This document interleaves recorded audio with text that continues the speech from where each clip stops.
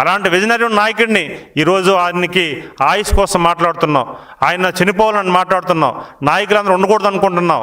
ఇది దయచేసి ఒకటే గుర్తుపెట్టుకోవాలి ప్రజానీకం, ఇలాంటి నాయకుడికి మీరు బుద్ధి చెప్పారు. భవిష్యత్తులో కూడా ఏ పరిస్థితుల్లో కూడా ఇలాంటి నాయకుడికి కనీసం వస్తున్నారు చూడకుండా మీరు ఉండవలసిన అవసరం ఉంది. పులివెందుల ప్రజలకు దండం పెట్టాలి, ఒంటిమిట్ట ప్రజలకి ఈరోజు తగి బుద్ధి చెప్పారు. జగన్మోహన్ రెడ్డి జ్ఞానోదయం కలిగించే విధంగా చెప్పారు. ఆ జ్ఞానోదయం కూడా రేపు ఎన్నికల్లో కూడా వస్తుంది. మా నాయకుడు చెప్పాడు, నిన్ననే చెప్పాడు, రేపు ఏ సమస్యలు వచ్చినా సరే అసెంబ్లీకి రా, చర్చించు, కనీసం ఆ పులివెందుల ప్రజకైనా న్యాయం చేయు, ప్రజా సమస్యల మీద మాట్లాడే నీకు రావాలి అవకాశం ఉంటే రేపు అసెంబ్లీకి రమ్మని చెప్పావు. అసెంబ్లీకి రావు, నీ ఆఫీసులో ఉండవు.